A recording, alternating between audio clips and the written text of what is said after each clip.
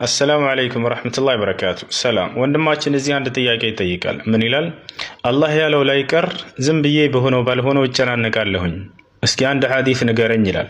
መልካም በመጀመሪያ ልናውቅ የሚገባ ነገር እዚች ዓለም ስንኖር ልንጨናነቅ አይገባም።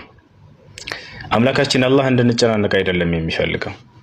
የእርሱን ትእዛዝ እየፈጸምን እሱ የከለከለንን ነገራቶች እየራቅን ደስተኛ ሆነን እንድንኖር ብቻ ነው የሚፈልገው።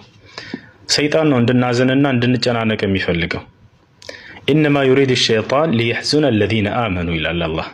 ሰይጣን የሚፈልገው እነዚያ ያመኑትን ሰዎች ሊያስተክዛቸው፣ ሊያሳዝናቸው፣ ሊያጨናንቃቸው ነው ይላል። ይህን ነገር ደግሞ አምላካችን አይፈልገውም። ግልጽ ነው አይደለ? ነቢያችን ሰለላሁ ዐለይሂ ወሰለም ከዕለታት አንድ ቀን የሆነ ቦታ እየሄዱ ሳሉ አብዱላህ ብን መስዑድን መንገድ ላይ ያገኙታል። አብዱላህ ብን መስዑድ ታላቅ ሰሓባ ነው። በጣም ተጨናንቆ ያሰበ ነበር። ከዚያም ነቢያችን ሰለላሁ ዐለይሂ ወሰለም ምን ብለው ነገሩት? ያ አብዱላህ ብን መስዑድ አሉት፣ አንተ አብዱላህ ብን መስዑድ ሆይ ላ ቱክሲር ሀመክ፣ ሀሳብህን አታብዛ፣ ጭንቅ አታብዛ፣ ሀሳብ አታብዛ ካሉት በኋላ ቀጥለው ምን አሉት? ማ ዩቀደር የኩን ወማ ቱርዘቁ የእቲ ካሉት፣ አላህ የወሰነው ነገር ይከሰታል ይሆናል፣ ቅሩት የለውም። እንዲሁም ደግሞ ለአንተ ተብሎ የተጻፈ ነገር ይመጣልሃል፣ ቅሩት የለውም ወደ አንተ ከመምጣት አሉት። ስለዚህ አታስብ፣ አትጨናነቅ አሉት። ስለዚህ ወንድም እህቶቼ የምነግራችሁ ነገር እዚህ ዓለም ስትኖሩ ማሰብ ማጨናነቅ ምናምን አያስፈልግም። ከተጨነቃችሁና ካሰባችሁ ለሰራችሁት ኃጢአትና ጌታዬ ዘንድ ነገ የውመል ቂያማ ያንን ይምረኛል ወይንስ አይምረኝም የሚለው ብቻ ያጨናንቃችሁ።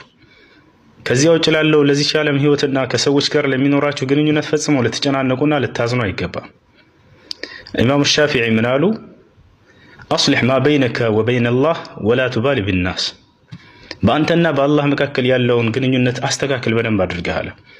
ኃጢአት ከሰራህ ምህረትን ለምነው፣ ከእርሱ ትእዛዝ ርቀህ ከሆነ እርሱን መታዘዝህን ቀጥል፣ ተመለስና ወደ እርሱ። ከዚያ በኋላ ከአላህ ጋር ያለህን ግንኙነት አስተካክል ካለ በኋላ በሰዎችና በአንተ መካከል ያለውን ጣጣ አትስጥ፣ ደንታ አትስጥ አለ።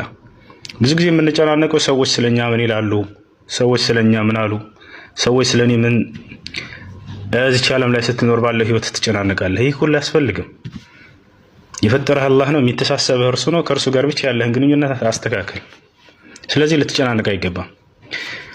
ደካማ ትሁን፣ ጠንካራ መሆን አለብህ። ይህች ዓለም ለደካሞች ቦታ የላትም።